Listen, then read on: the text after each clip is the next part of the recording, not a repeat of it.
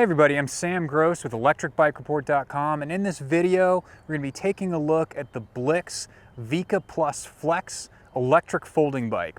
So this is Blix's newest iteration of this bike. They'd previously had the Vika, they just came out with this model. We're going to put it through its paces and see how it does.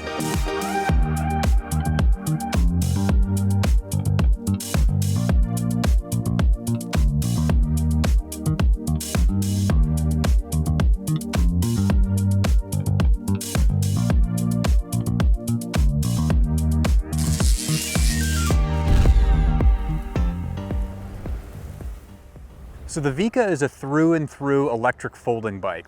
It's not kind of one of those bigger fat tire bikes that also happens to fold. This thing is designed as an actual folding bike. So it's relatively light, at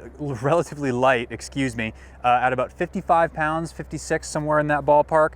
It rolls on 20-inch wheels. So this bike is going to be really good for the person who actually needs a bike that folds. Someone who's kind of fits that kind of classic urban commuter folding bike that has maybe not a lot of space to store their bike at home. Maybe they need to carry their bike up a stairwell or roll it into an elevator, or maybe even stash it underneath their desk at work. It's also going to be small enough that it's easy and compact. You don't need a bike rack to transport it to a trailhead. You can fold it up and fit it into the back of a sedan, a minivan, or an SUV, something like that. So it's definitely going to be suited more for that urban commuter, someone who is not maybe looking for the most athletic or the longest fitness style rides, but someone who needs a way to get around town efficiently, discreetly, and compactly.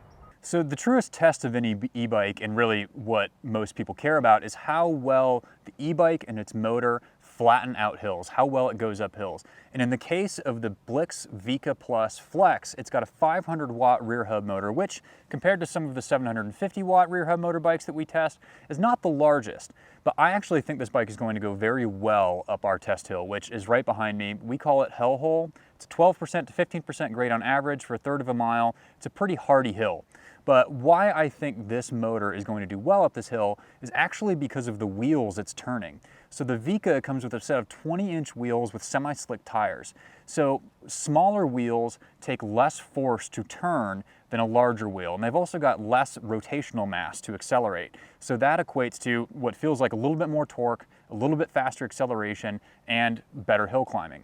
So I felt this thing climb hills on our range tests and the other tests we've done. It feels pretty quick, but we're going to take it twice up the hill behind us to see how it actually goes. The first of these two tests is going to be on throttle only, so we see how the motor performs on its own. And then the second of the two is going to be on the maximum assist level, PAS 5, so the motor plus my legs. And we're going to see how quickly this thing climbs. We're going to do the throttle only test right now and see how the Vika's 500 watt rear hub motor goes.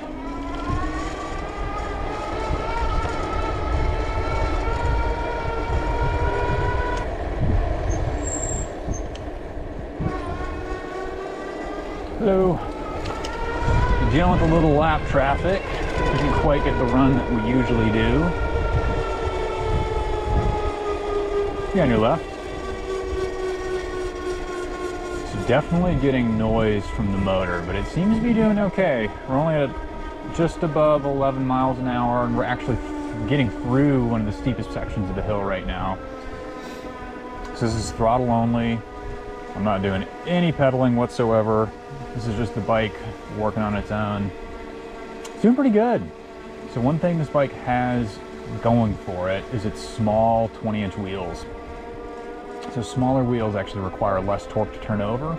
So it doesn't really, I guess I'll hesitate to say it's a torque amplifier to have smaller wheels, but it does help quite a bit.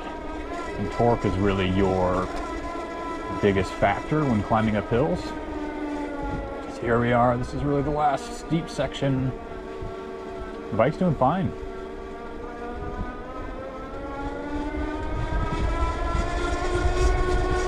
Definitely noise though. I'm sure you can probably hear that in the audio. It's kind of this rattle. But I'm not really getting any feedback from the bike. Like there's no uncomfortable vibration, just a noise.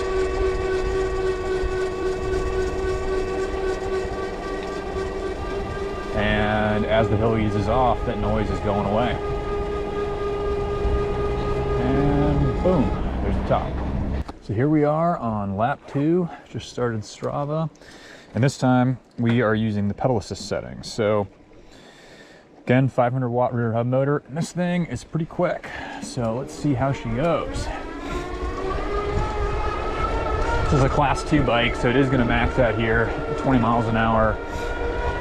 Probably in the bottom of this little wash. Yep, there it goes. And now we're onto the hill. So I'm just gonna cycle through the gears to kind of keep myself from mashing, keep it at a talking pace type of effort.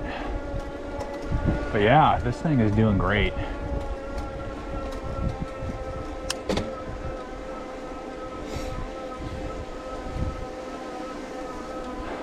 Right there is the first steep section. Really going with no problem.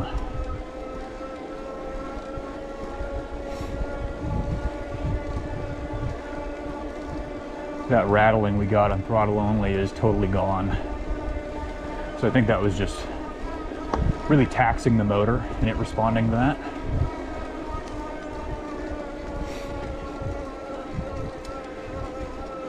Be on your left.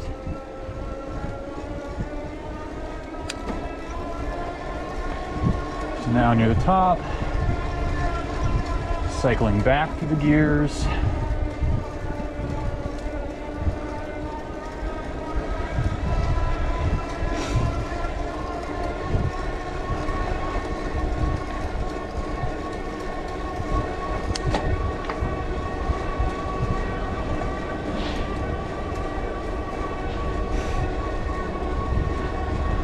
And done.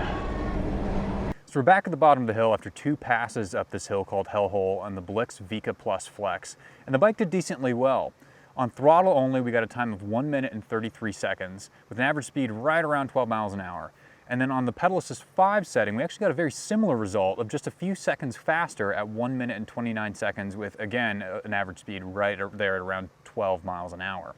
So the bike performed very well up the hill. One thing I did notice, however, was on the throttle only, the motor started to make quite a bit of noise. It sounded like a little bit of vibration. I actually didn't get any feedback through the bike, but it was just kind of this humming noise, a little bit of a more pronounced humming noise than what you'd normally get from an e-bike motor. I'm chalking this up to just, this is a really steep hill. This is a 500 watt rear hub motor that was just straining under the force of that hill and my own weight. But it never vibrated on me. The bike never faltered. It did a great job. On pedal assist level 5, I was able to cycle well through the gears. Part of that is due to the Shimano drivetrain on this bike. It's a 7-speed drivetrain. It's got a nice, decent range on it, and the front ring is not so big that you are struggling in the easiest gear on the steeper sections, but you still get enough oomph on the pedals at higher speeds, kind of close to that 20 mile an hour max PIS 2 speed, or excuse me, max class 2 speed, where you kind of have good resistance on the pedals still. It's got a RevoShift grip shifter style shifter on the handlebars that is nice to cycle through gears. All in, I'm fairly impressed with how the bike did up the hill, especially considering that outside of or in urban environments where this bike is best suited, you're not really going to see hills like this very often. So to get an idea of how far the Vika can go on a single charge of the battery, we put the bike through 2 different range tests where we ride the bike from full charge until it dies. And on the first of these range tests, we put it through the maximum pedal assist setting. So as fast as the bike will go, plus the assistance of our legs until it dies. And on that test, it did 27.12 miles before it died, which is a pretty great result considering that Blix predicts the minimum charge on their bikes, or excuse me, the minimum range on their bikes at 20 miles an hour. So that's a good result. And if you've been following along with our electric bike report review process in the past, we've actually started to kind of change this. So instead of doing our low assist test in PIS 1, we chose to do it in PIS 3 for the Vika. And that's partially because PIS 3 is the first pedal assist setting this bike really started to feel like an e-bike. After testing so many affordable e-bikes with 5 different pedal assist levels, we've noticed that PIS 1 just really doesn't give you much assistance at all. It doesn't really change what it feels like with pedaling with the motor off. So we've chosen pedal assist 3. for this bike. And on this bike, we did 43.28 miles before it died, which is a really great result considering that we're starting in the middle of the pedal assist spectrum, and Blix claims that this bike only will get 45 miles. So we're just falling a little bit short of that, which is a great result. So this is a 614 watt hour battery, which is kind of middle in the road considering that you see batteries much larger than that, some of them a little bit smaller. It's a 48 volt, 12.8 amp hour unit, 614 watt hours paired with a 500 watt rear hub motor. Makes for a really great battery and motor balance. So as far as cockpit goes, the Vika is pretty straightforward. You got your average display right here. You got a touchpad on the left side that helps you cycle through your PS levels and also turn the bike on and off. You've also got a throttle on the left side. It's a thumb throttle, which I prefer over the twist style throttles. This isn't a motorcycle. It also kind of protects you from accidentally hitting the throttle when you're pushing the bike around to happen to have it on. And then on the right side, you've got a RevoShift grip shifter style shifter, and that controls your 7-speed drivetrain. And then of course you've got 2 brake levers either side, rear, front, and a bell. Pretty straightforward drivetrain, or excuse me, cockpit, and it works really nicely. So we always like to find how each pedal assist level differentiates it from the next. Why that's important is because these bikes come with 5 different pedal assist settings, and each one should give you a distinctly different riding experience, a distinctly different range, and really just change the whole characteristics of the bike. So how we do that is we conduct a circuit test. So it's a 1-mile loop. It's the closest thing we can get to a closed circuit. It's got 4 corners and about a 30-foot tall hill. 30-foot tall hill. And we run this bike on 6 laps through that circuit. So the first of those laps is with no help from the motor, with everything turned off, so it's just my legs. And then each consecutive lap up from that, we bump the pedal assist setting up 1. And this bike performed decently well. So we noticed that in the first 2 of the 5 pedal assist settings, we only saw an increase in speed of 1.6 miles an hour over what the bike pedaled just without any assistance at all. Something that we've learned about the Blix is that because of its small wheels, because of those semi-slick tires, and because of just kind of the general build of the bike, it rolls really well on its own without the help of the motor. So our first lap was about 13 miles an hour, and then it took us 2 pedal assist levels above that to increase the speed by about 1.5 miles or 1.6 miles an hour. So starting at PIS 3 though, and then 3, 4, and 5, we did start to see kind of marked improvements on how quickly the bike made it around the circuit. And those jumps were on average right about 1 mile an hour apiece. So pretty good pedal assist breakdown. Part of the circuit test informs what pedal assist setting we choose to do the range test on. PIS 3 being the one that we really started to see the motor kick on. That's why we chose to do that for our range test. So again, the Blix Vika Flex, another great result. So to get an idea of how well the Blix Vika Flex stops, we're going to put it through a brake test. So how we conduct these brake tests are we set cones 5 feet apart, about 25 feet worth of cones. We go down the street, open up the throttle until it hits 20 miles an hour, and then stop as hard as we can. And we do that 5 times. And we take the average of those 5, and that gives us our average braking distance. So this is a relatively small bike. The smaller 20-inch wheels do have a slightly smaller contact patch, and it does have mechanical disc brakes instead of hydraulic disc brakes. So not entirely sure how this thing is going to perform. I'm sure it's going to do very well. You know, these lighter bikes typically do, but we'll see.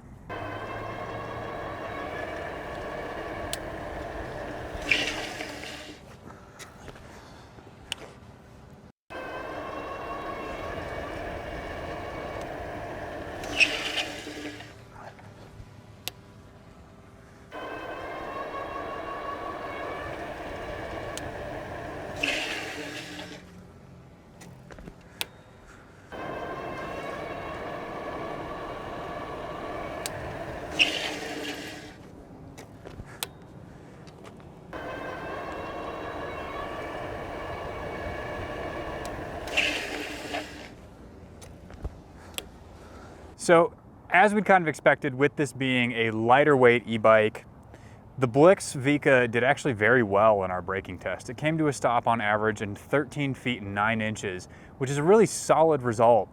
There are a few things I did notice though while conducting this brake test. The first, the brakes really do bite, like a surprising amount for a mechanical disc brake. These are just your kind of run-of-the-mill Tektro Aries mechanical disc brakes. They're brakes that we see on lots and lots and lots of different affordable e-bikes. But I think it just might be this bike's reduced weight and the fact that it does have smaller wheels. These brakes don't really have a lot of rotational mass that they need to slow down. It really, when you hit the brakes, the bike really slowed down. So much so that I actually, on the first time I did the test, started to pull a little bit of a nose wheelie. You know, we're doing panic stops here, more or less. So you kind of have to employ some mountain bike skills if you're gonna do that and throw your weight way behind the bike. That was something, kind of a lesson learned the first time I did it. Didn't really scare me, but was something I noticed. Really, really great result, honestly, from this little bike. I wasn't totally sure what to expect from the smaller contact patch, semi-slick tires, and then you just add the mechanical brakes on top of that. But pretty surprising and good result. It's got little wheels. It's got a relatively steep head angle. It just snaps around corners, but it feels really stable. You can also tail whip it on the brakes. But it's a really nice handling bike. It's very quick. Like, it feels like it would be very fun in traffic. And I'm saying that as someone who used to commute by bike every single day. It feels like it would handle pedestrians, cars around very nicely.